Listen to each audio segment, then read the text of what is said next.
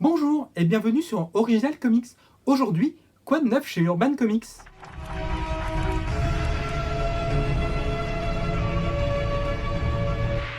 Et donc aujourd'hui, chez Urban Comics, plein de super chouettes nouveaux livres à découvrir cette semaine.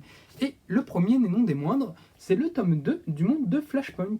Du coup, cela ne vous a peut-être pas échappé, mais du coup, depuis le début de l'été, Urban Comics a décidé de fêter dignement le 10e anniversaire de l'event Flashpoint qui avait servi en 2011 à DC Comics pour rebooter son univers. Donc du coup ils l'ont fait en sortant d'abord une édition augmentée et un petit peu collector de Flashpoint avec nommé édition 10 ans.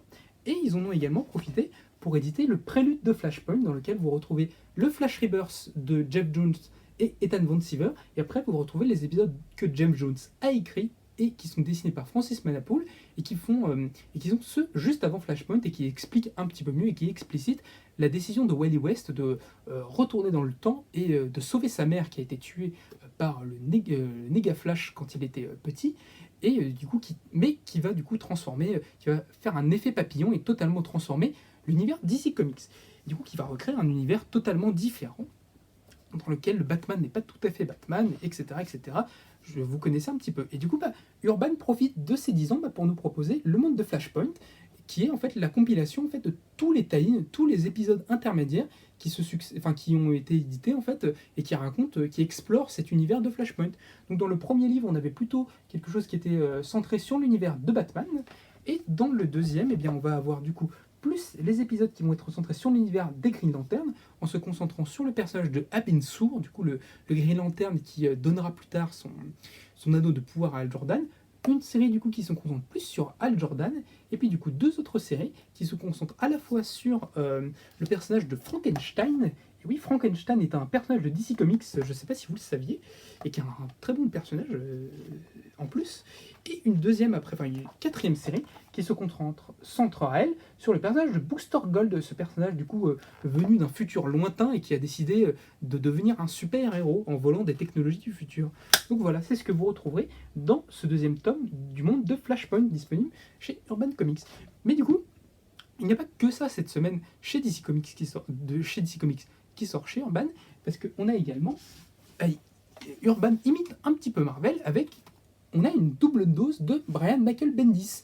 Mais du coup, vous le savez peut-être, du coup, depuis quelques années, Brian Bendis, cet illustrateur qui a fait la gloire et la renommée de Marvel dans les années 2000 et 2010, où il a écrit, je pense, pratiquement toutes les séries Marvel. Je serais très curieux de savoir s'il n'y a pas un personnage qu'il n'a pas écrit, et qui, du coup, depuis quelques années, en fait, est parti vagabonder de la DC Comics en s'occupant notamment en fait du personnage de Superman.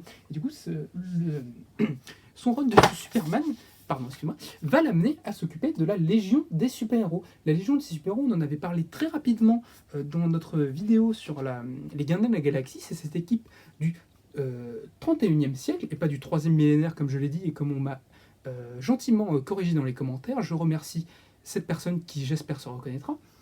Et qui du coup est cette équipe en fait futuriste de l'univers d'ici qui se passe dans le futur et qui, inspirée par les exploits du Superman, ont décidé de créer une espèce de Justice League à échelle interplanétaire. Et du coup, ça c'est la toute dernière version pilotée par Brian Michael Bendis qui va voir du coup le personnage le Jonathan Kent, le fils de Superman, entrer dans cette légion. Donc, du coup, dans cet album, dans ce deuxième album qui conclut l'histoire de Brian Michael Bendis, on va avoir à la fois l'arc qu'il a appelé le procès de la Légion des super-héros, qui va donner l'occasion à l'auteur de s'entourer d'une équipe artistique où en fait il va demander à plein de ses copains dessinateurs de venir lui filer un petit coup de main, avec notamment du Arthur Adams, du Mitch Gerard, du Ryan Sue qui fait les tons, du John Romita Jr., etc., etc., pour une histoire du coup qui va s'intéresser plus à la Légion des super-héros. Et dans un deuxième temps, Brian Michael Bendis va conclure de manière magistrale toute la saga en fait qu'il avait pu lancer chez DC sur son Superman, en se réintéressant au personnage de Rorgor Zar, ce personnage qu'il a inventé dans ses épisodes de Superman et qui était le personnage qui est à l'origine de la destruction de Krypton. Donc du coup, vous allez voir la fin de cette intrigue dans la Légion de super-héros qui est disponible en 2 tomes chez Urban Comics et que je vous enjoins beaucoup à lire parce que déjà, la Légion des super-héros, on n'a pas grand-chose en France qui est disponible. Et en plus, quand c'est une série assez chouette comme ça, dessinée par le super Ryan Sook, et ça ne se refuse pas. Du coup, j'en profite pour vous rappeler, si vous avez envie d'explorer un petit peu plus la bibliographie de la Légion, de vous intéresser à la saga des ténèbres, The Great Darkness Saga, excusez-moi, c'est un petit peu dur à dire, qui est du coup disponible dans la collection DC Confidential et qui était une saga plus des années 70-80 sur la Légion des super-héros et qui est vraiment génialissime, qui va aller voir se confronter au personnage de Darkseid. Incroyable. Mais du coup, ce n'est pas tout ce qui est disponible du point de vue pour Michael Bendis chez DC Comics. On va également avoir sa série sur la Young Justice. La Young Justice, c'est une série que vous connaissez peut-être pas, qui est en fait une version un petit peu plus moderne des Teen Titans. Parce qu'en fait, quand DC Comics avait décidé de faire cette série des Teen Titans, donc qui rassemblait tous les sidekicks des grands super-héros, Wonder Woman, Flash, Batman, etc., pour créer une super équipe un petit peu dans leur côté, le problème en fait c'est que quand les personnages ils évoluent, ces personnages ils sont plus trop teen, c'est plutôt des jeunes adultes, donc du coup ça le fait plus trop d'être dans une série de Teen Titans. Et du coup DC Comics avait décidé dans les années 2000, si je ne dis pas de bêtises, de créer cette équipe de la Young Justice qui était du coup le concept un petit peu revisité. Il y avait déjà les 2 premiers tomes qui étaient sortis et qui étaient très sympathiques et qui va permettre en fait du coup à Brian Bendis d'explorer en fait l'univers du Wonder Comics. C'est un petit peu cette petite poche qu'il a créée chez DC et qui était plus destinée avec des comics pour young adultes et qui est vraiment très très sympa. Et du coup le 3e tome vient conclure cette grande saga qu'il a commencé à orchestrer et qui va voir la réunion de tous les personnages un petit peu qu'il a remis en scène. Et dans ce tome-là, du coup, on va un petit peu plus s'intéresser au destin de Connor Kent, du coup, le clone de Superman, de Superman et de Lex Luthor, qui a été inventé dans les années 90. Donc voilà, si vous voulez lire des super comics un petit peu jeunes avec des personnages d'ici que vous n'avez pas forcément l'habitude de voir, et du coup, je vous conseille fortement Young Justice, qui est vraiment très très sympathique à suivre. Et si vous avez aimé, je vous conseille plus que fortement la série télé, la série animée Young Justice que vous pouvez retrouver sur Netflix. Et voilà, du coup ça c'était ce que Urban Comics nous avait concocté pour l'univers DC Comics cette semaine. Mais ce n'est pas tout, Urban nous apporte aussi beaucoup de chouettes choses en indépendant.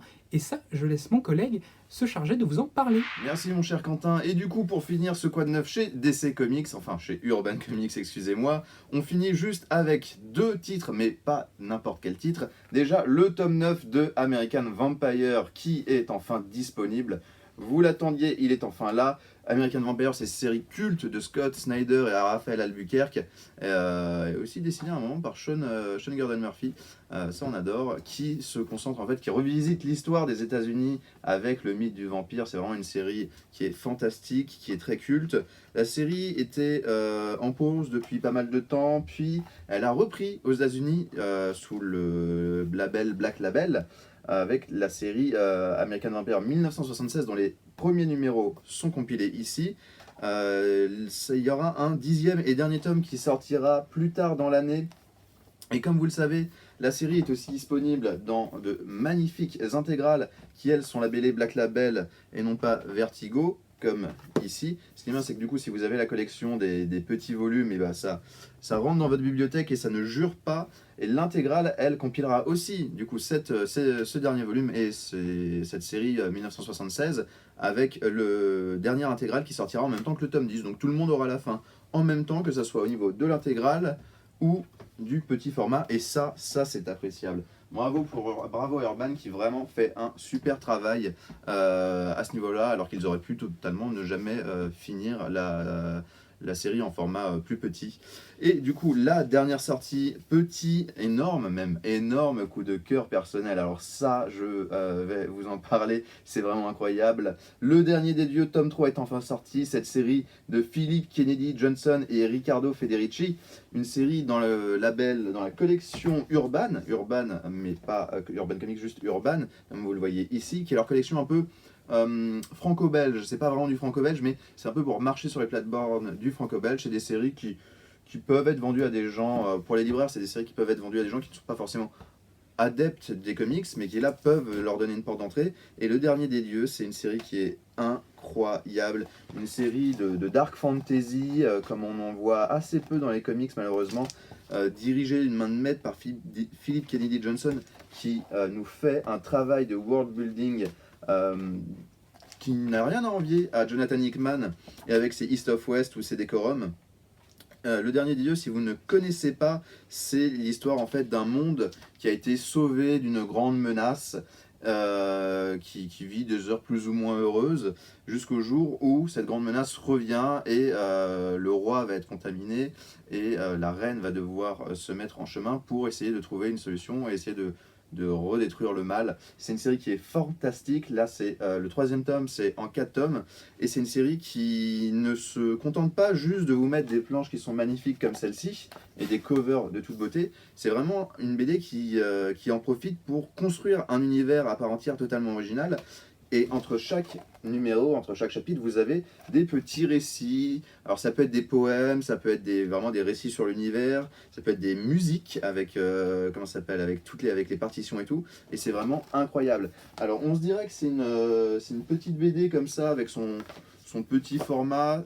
Toutes les BD sont à peu près au même format, mais c'est vraiment beaucoup plus que ça. Ça prend vraiment un peu de temps à lire. C'est pas une BD que vous allez lire en 20 minutes. Faut se poser pour la lire, mais après on en ressort mais grandi. C'est vraiment un travail incroyable qui est fait ici. Philip Kennedy Johnson, c'est un auteur qui monte énormément, qui écrivait du Superman jusqu'à encore très récemment, qui a encore écrit une série Superman en anglais aux États-Unis. Et du coup, là, c'est un de ses travaux en indé qui est disponible et qu'il ne faut absolument pas louper. Donc, pour faire un petit récapitulatif de ce qui est sorti cette semaine, vous avez le tome 3 de Young Justice. Vous avez le tome 2 de la série Legion of Super Heroes, le tome 2 du monde de Flashpoint, le petit, je le retrouve, tome 9 de American Vampire, et si vous ne deviez en prendre qu'un, je sais, mais j'ai le droit, j'ai pas le droit, mais j'ai le droit quand même, c'est le dernier des deux, tome 3, vraiment, découvrez cette série, elle est incroyable. Totalement garantie Original Comics, hein, on va pas se le cacher. Toutes les BD sont bien sûr à retrouver dans le descriptif de l'émission et au 49 rue La Cépède, vous connaissez la chanson, on vous attend en boutique. Salut!